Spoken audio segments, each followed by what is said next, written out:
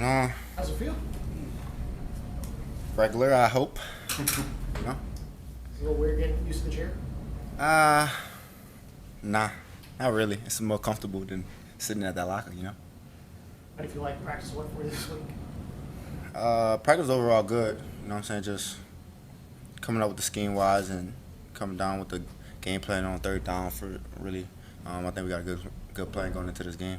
What stands out about their defense when you watch them? Really, they up front, man. They D-line, they got a great D-line, 2 great ends right now. And, they playing good football up front. How does that impact you or your mentality when you know that the offensive line's going to have to deal with that front? Yeah, I believe in our guys up front, man. They've been playing outstanding football lately. That's the reason why we got those guys, and especially going up against this front. And especially in this division, we see good fronts every game. So it's just another challenge for those guys to prove that they can play. You know Malik at all? Do you have a relationship with him? Yeah, I worked out with him during this off season. We got a chance to hang out a little bit outside of football. So we sent each other a text before the week, So finally, I told him I wanted his jersey. So nothing too much. Does he remind you of you at all? I've been told. I haven't really sat there and watched his film for all the way yet because it's been so much on my end. But I've been hearing it a lot. What's that like to hear that somebody's now compared to you? Like, now that you've been playing for years, what's that like hearing that? Make me feel like I'm getting old. You know what I'm saying? I don't want to hear that yet. You know what I'm saying? But Malik Nibbles got his own name, of course, but he's definitely an outstanding player. Are you hoping that he plays on Sunday so y'all can kind of both be on the field and be on that offense? I'm hoping that he plays, but I'd rather him be healthy more than anything. You know what I'm saying? And in the long run, that's what it's all about. Is playing a night game in New York, is that kind of get the juices flowing a little bit, playing in the big city? I don't know, man. I never was the type to get hype over what we play at. I really just feel like it's another game against another good DB. We got to face another secondary. I actually know one of the other cornerbacks, Cardell Flott, went to LSU with him. So I think it'll be a good game with great matchups. So you're not the type to get hyped about where you're playing. What does get you hyped up? So playing football and having fun. You know what I'm saying? I feel like that's what gets me hyped the most. You know what I'm saying? Playing with my guys and having fun and just making plays. Because really when you're having fun in football, that's when you're winning and playing at your best. The stretch the offense is on right now, Jamal, is this the best you guys have played over a multi-week stretch since you've been here? No, we went to the Super Bowl my year, and we was going on good runs then, you know what I'm saying? So we could do better than what we're doing now. We just got to fix a couple runs into the end of the game, so defense get better, offense keep scoring on third down, scoring in the red zone and making plays that we can.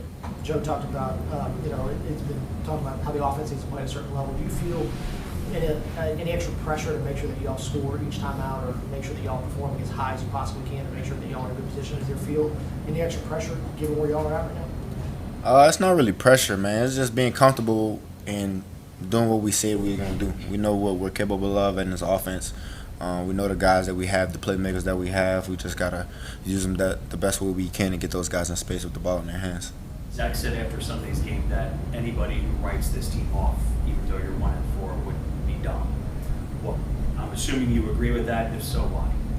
Yeah, like I said, it was the last one, man. We just got a lot of playmakers, you know what I'm saying? Everyone knows that we're a great offensive team. And we always start slow with our defense. They always get it back at the end of the season and, pick up their pace. I feel like, it won't be too long until we turn this thing around. I know we started off slow, but, we're right there.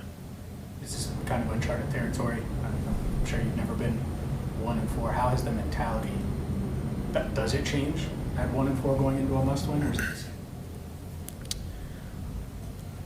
Yes, it changes. It changes and it doesn't change. You know what I'm saying? You still want to have your same mindset for yourself going into the game, but as a team-wise, it has to change of just sticking together, playing harder, keeping everyone accountable, and that's the small things.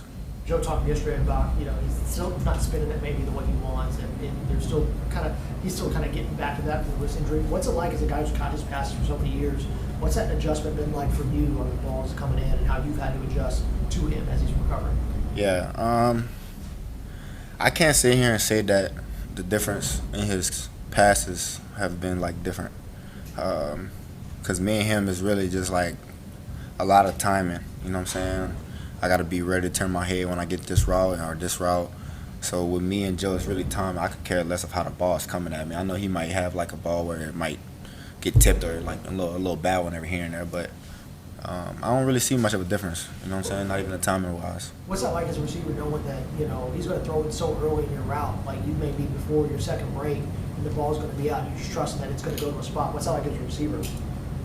Honestly, bro, I don't even know. I didn't even know he threw the ball that early last game until after the game. Somebody was telling me he threw it, and I wasn't breaking. But usually as a receiver, bro, you just got to worry about your position, your job, and just be accountable at your job, get open, and then let the quarterback just throw you open. You know what I'm saying? At the end of the day, and that was just one of those plays where I just looked up and the ball was floating in the air. So one of those. You always expect every time you step out on the field to make an impact play, but has there been anything, whether it be the Commanders game, the Panthers game, and this past game, where you've honestly shocked yourself that you were able to score on a play? Has there been one of those for you that even you were like, wow?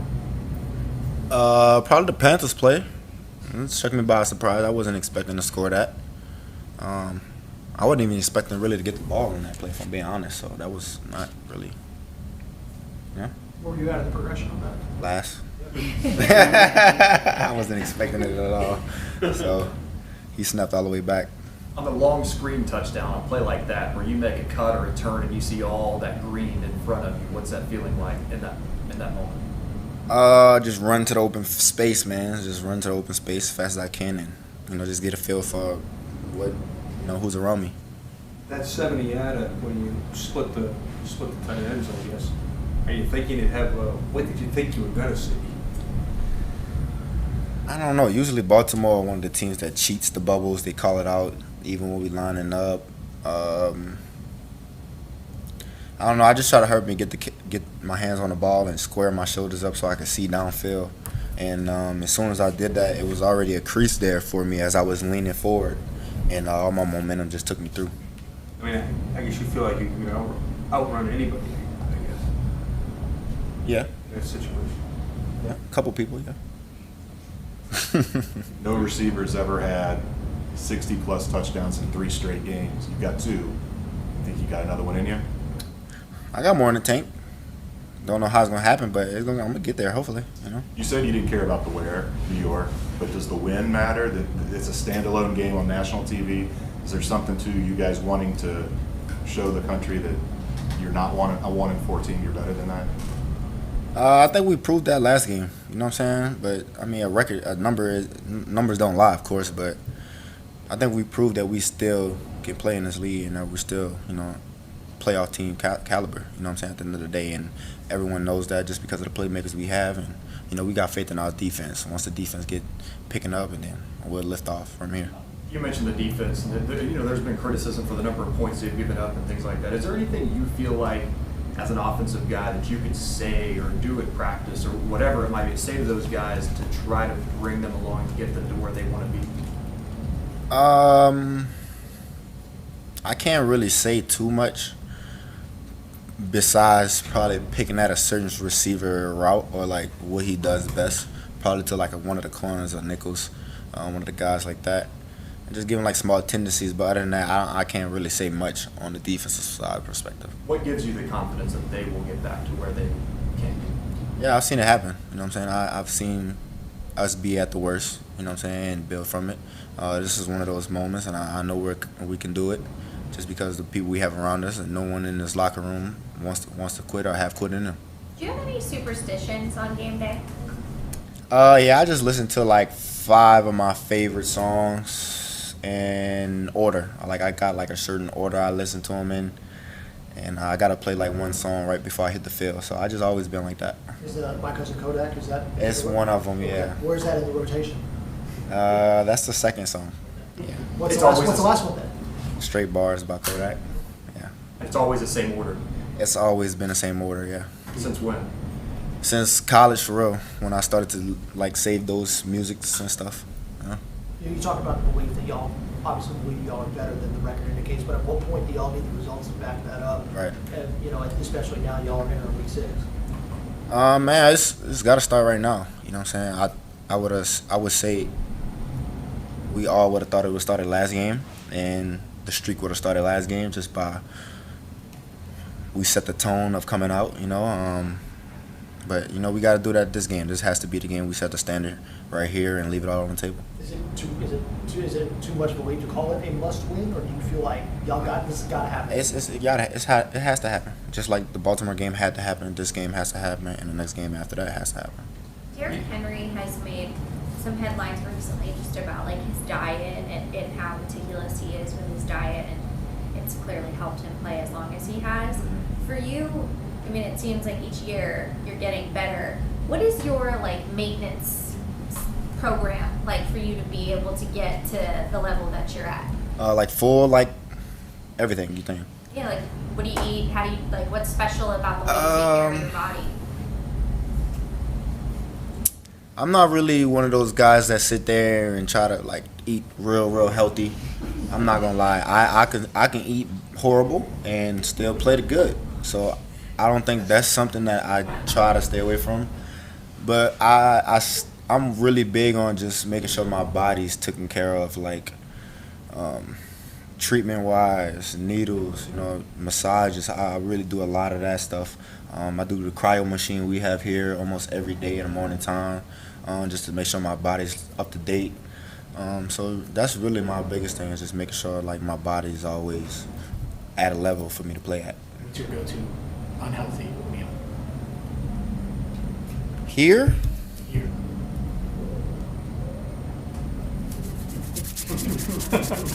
Probably Joella's chicken, bro. They got like chicken and waffles. I love their waffles and chicken and waffles. So that's a good spot. You talked to Chad Johnson at all about McDonald's thing? Nah, man, I'm leaving it with Chad. I just do like the little breakfast McDonald's. I love their breakfast. So I'm a McGriddle guy. I don't eat like the Big Macs no more. Nah. Do you eat the same thing before every game? Nah, I used to. I grew out of that. So I think I don't know why I grew out of it. I just did. I used to eat like hot sausage sandwich with like eggs on it. So. What's your back home cheat meal? Say it again. What's your back home cheat meal?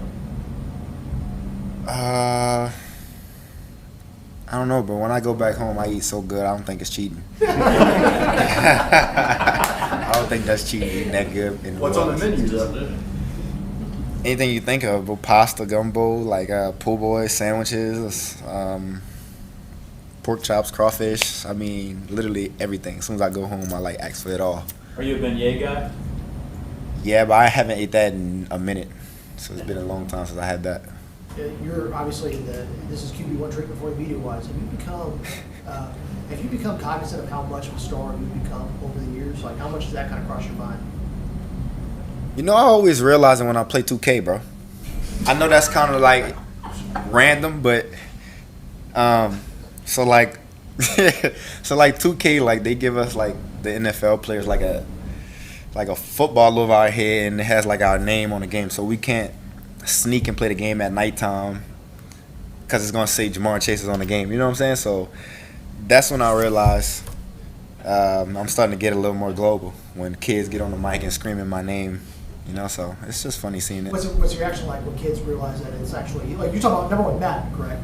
Yeah, like if I was on the game, they know it's me playing, so they see my name saying it's Jamar Chase, but they just be happy to play against me. Like, oh, they be telling me like you messed up my fantasy and stuff like that. So. Does anybody get real toxic in the comms or no? Yeah, it gets toxic in the comms. Yeah. Sometimes I gotta turn it off. What's the most toxic thing for in the comms? That somebody's like willing to say no when they got Jamar on the mic, and you can say here. I can't say it. No, it's not that toxic. Nah, but the craziest thing is probably just something like, F you sold my fantasy, or I'm tired of you and the Bengals, or Steelers rule, or something like that. You know, some trolling stuff they do. You know? It just makes you laugh. Yeah, I just laugh at it because they don't really know it's me playing at the end of the day. They just see my name, so it's funny.